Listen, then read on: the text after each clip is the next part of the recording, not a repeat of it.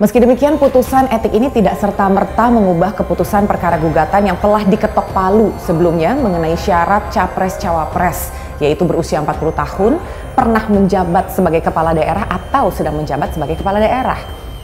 Dan usai dari lapangan, saya dan tim Inside Story langsung menghampiri TPN atau Tim Pemenangan Nasional Ganjar Mahfud yang diketuai oleh Arsyad Rashid, yang saat itu angkat bicara menanggapi putusan MK. Terima kasih. Assalamualaikum warahmatullahi wabarakatuh. Salam sejahtera untuk kita semua. Shalom, Om Swastiastu, Namo Buddhaya, salam kebajikan. Teman-teman, kawan-kawan media yang saya hormati dan juga ingin pada hari ini kami dari Tim Pemenangan Nasional Ganjar Mahfud, saya sendiri, Mas Andika dan Pak Todong Mulya Lubis di sini mewakili daripada Tim Pemenangan Nasional Ganjar Mahfud untuk membicarakan mengenai tanggapan kami atas hasil keputusan MK yang baru saja terjadi. Yang pertama adalah kami TPN Ganjar Mahfud menghormati hasil putusan Majelis Kehormatan Mahkamah Konstitusi. Dalam beberapa minggu terakhir ini, kami merasa bahwa awan hitam menutupi langit hukum di negara kita. Konstitusi kita telah diinjak-injak oleh MK yang kita kenal sebagai penjaga konstitusi. Semua itu kasat mata dan telanjang terjadi di depan mata kita. Hari ini keputusan MK mengafirmasi pelanggaran berat yang dilakukan para hakim MK dalam memutuskan perkara batas usia cawapres. Kami mengapresiasi putusan MK yang telah menyatakan Bapak Anwar Usman bersalah dan melanggar etika profesi, melanggar asas konflik kepentingan, dan menjadikan MK sebagai mahkamah yang mengakomodir kepentingan keluarga. Hal ini tidak bisa dibenarkan. Alhamdulillah wa syukurillah, MK memulihkan kembali martabat MK sebagai penjaga konstitusi. Kami sebetulnya berharap agar MK memutuskan Ketua MK Anwar Usman bukan hanya diberhentikan sebagai Ketua MK, tetapi diberhentikan juga sebagai Hakim MK. Namun kami bersyukur bahwa Bapak Anwar Usman dalam kedudukannya sebagai Hakim MK tak diperbolehkan memeriksa perkara pemilu, pilpres dan pilkada di mana di dalamnya ada potensi konflik kepentingan. Kami tentu berharap agar MK melakukan istihad, membuka peluang untuk membuka atau mengubah putusan nomor 90. Tapi MK menyatakan tak akan mempertimbangkan peluang perubahan putusan MK nomor 90. MK telah memulihkan kembali trust atau kepercayaan kepada MK. Semoga MK akan bisa benar-benar menjadi the guardian of the Constitution, penjaga konstitusi. Semoga MK bisa menjadi harapan kita semua dalam menjamin pemilu dan pilpres yang jujur dan adil.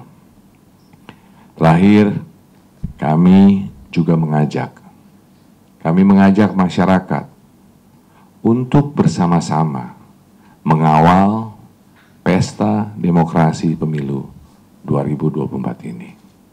Kami mengharapkan tidak ada cawe-cawe. Dan harapan kami dengan terbukanya hal ini, semua bisa menjaga. Jadi harapan kami sangat berpikir positif. Berpikir sangat positif adalah tidak akan ada cawe-cawe. Nah, tapi dengan demikian harapannya juga teman-teman di sana di MK benar-benar melihat ini sebagai nilai daripada demokrasi yang harus dipegang.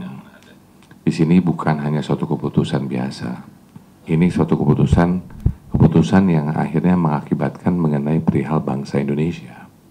Dan ini sangat penting sekali untuk demokrasi kita. Jadi tadi cawe-cawe itu mestinya punya kesadaran. Tidak ada cawe-cawe. Kenapa? Karena ini adalah perihal bangsa Indonesia. Nggak bisa main-main ini. Ini hal yang sangat-sangat penting. Nah jadi ya kami selalu ingin berharap yang positif.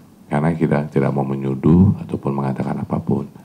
Tapi yang memastikan adalah yuk sama-sama kita menjaga. Yuk sama-sama kita memastikan bahwa tidak akan terjadi cawe-cawe tersebut. Dan marilah kita bersama-sama menjaga demokrasi, menjaga konstitusi Indonesia. Karena ini adalah jeripayah kita sebagai bangsa. Jadi kami berharap kembali lagi.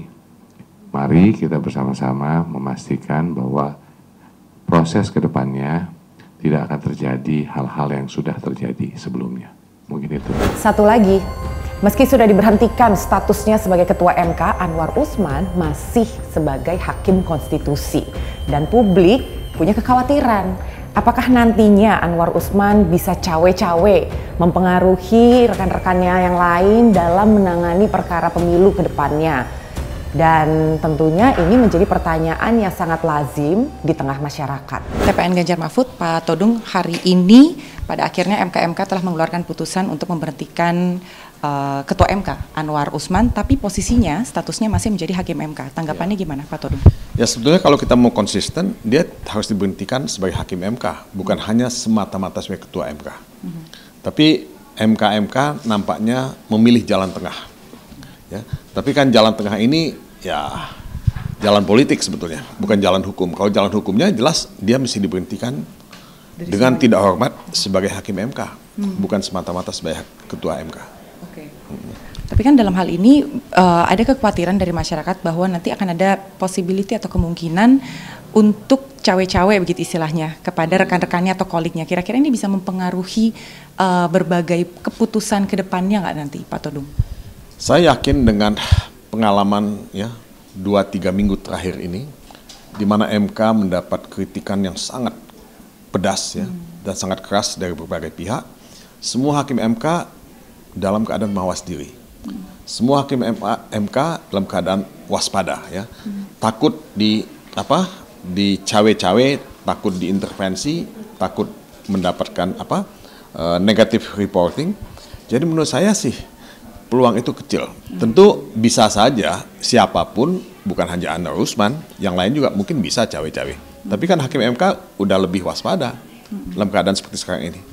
Dan dalam hal ini upaya dari TPN sendiri mengantisipasi atau mungkin dalam mengawal Pesta Demokrasi 2024 nantinya gimana Pak Todung? Ya, ini bukan hanya tugas TPN saja, menurut saya ini juga tugas semua kita, termasuk media. Kita semua punya kewajiban untuk mengawal Pesta Demokrasi ini, karena ini adalah wujud dari kedaulatan rakyat Indonesia untuk menentukan masa depannya. Tidak boleh dinodai oleh intervensi, tidak boleh dinodai oleh cawe-cawe, tidak boleh dinodai oleh kolusi, nepotisme, dan sebagainya. Ya, jadi kita bersama-sama untuk mengawal itu menurut saya. Bahwa apalagi pelajaran ya yang kali ini terjadi ini membuka mata masyarakat dan semuanya bersifat transparan. Ya. Oke, yang terakhir Pak Todung, apa yang bisa diperbaiki dari sistem dan juga dari berbagai kejadian yang sudah terjadi di Mahkamah Konstitusi yang saat ini, yang belakangan ini tuh kita perhatikan? Ya, governance-nya di Mahkamah Konstitusi mesti diperbaiki. Kalau kita membaca di media, permohonan yang diajukan dalam perkara 90 itu pada awalnya tidak ditandatangani.